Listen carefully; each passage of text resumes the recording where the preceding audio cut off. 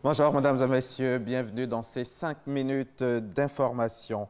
Projet phare de la Fondation Children of Africa, l'hôpital Mère-Enfant de Bingerville ouvre officiellement ce vendredi 16 mars. C'est un projet médical innovant et porteur d'espoir qui va offrir une meilleure santé aux femmes et aux enfants de Côte d'Ivoire. Toutes nos équipes sont déjà déployées sur place. Vous pourrez donc suivre sur notre antenne cette inauguration comme si vous y étiez. L'hôpital Mère-Enfant de Bingerville est un établissement privé à but non lucratif avec pour mission de service public. Il vise à contribuer à la réduction de la mortalité et morbidité maternelle, néonatale, infantile et juvénile. Pour y parvenir, il faudra améliorer l'offre de soins de santé pour le couple mère-enfant et lui offrir des services et des soins de qualité tout en assurant des soins de santé curatifs, promotionnels et préventifs. Quel est l'historique de cet établissement sanitaire? Élément de réponse avec Mahama Traoré.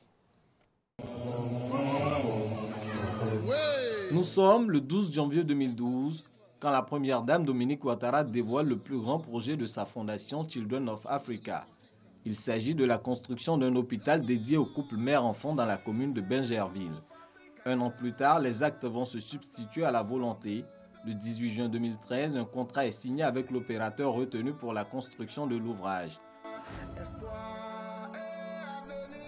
10 jours plus tard, le président Alassane Ouattara procède à la pose de la première pierre. Pour sortir l'hôpital de terre, des fonds seront mobilisés auprès des donateurs. Ce sera à la faveur des dîners galas de 2012 et 2014 de la Fondation Children of Africa. Le 11 juin 2015, alors que les travaux sont largement avancés, le gouvernement ivoirien se joint à la cause de la Fondation Children of Africa. En plus du personnel médical, l'État s'engage à apporter un soutien financier de 1,8 milliard de francs CFA par an pour le fonctionnement du futur hôpital Mère-Enfant. Après 5 ans de travaux, l'hôpital Mère-Enfant est enfin né. Un investissement de 25 milliards de francs CFA, dont 18 milliards pour la construction et 7 milliards pour l'équipement. Un hôpital de dernière génération dont la mission première est d'assurer une meilleure prise en charge sanitaire de la mère et de l'enfant, de même que l'égalité d'accès aux soins de qualité pour toutes les couches sociales.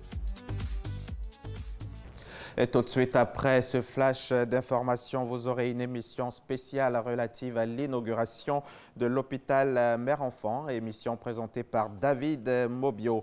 Dans l'édition de 13 h, nous évoquerons également la session de formation à l'application e-impôt, formation qui a eu lieu hier à l'intention d'une 50aine d'entreprises locales.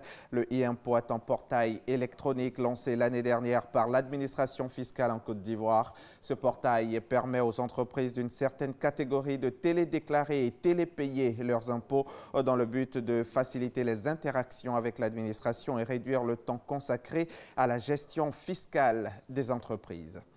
L'actualité internationale, une réunion pour affiner la réponse contre les réseaux de trafiquants de migrants se tient ce vendredi à Niamey au Niger. Les ministres de l'Intérieur et des Affaires étrangères du Sénégal, du Mali, de la Mauritanie, de la Guinée, du Tchad, du Burkina Faso, de la Côte d'Ivoire, de Libye, d'Allemagne, d'Espagne, d'Italie et de France se réunissent toute la journée. Le 29 novembre dernier, le sommet Union africaine-Union européenne avait notamment préconisé la création d'une force pour attaquer les réseaux de passeurs. Cette réunion à Niamey réunit donc les deux parties concernées par ce phénomène, c'est-à-dire les pays de départ et les pays d'accueil de migrants.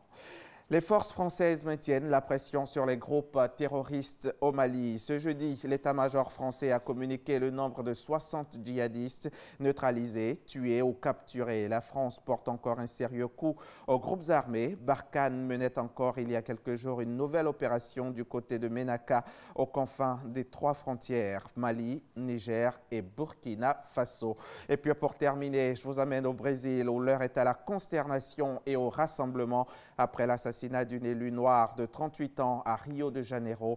Des rassemblements ont eu lieu dans plusieurs grandes villes dès hier jeudi, en soirée à Rio, à Brasilia et à Sao Paulo, la plus grande ville du pays, où plusieurs milliers de personnes se sont retrouvées devant le musée d'art. Merci de nous avoir suivis. Bonne suite des programmes sur notre chaîne. Et comme je l'ai dit, l'émission spéciale sur l'inauguration de l'hôpital Mère-Enfant, c'est maintenant avec David Mobio.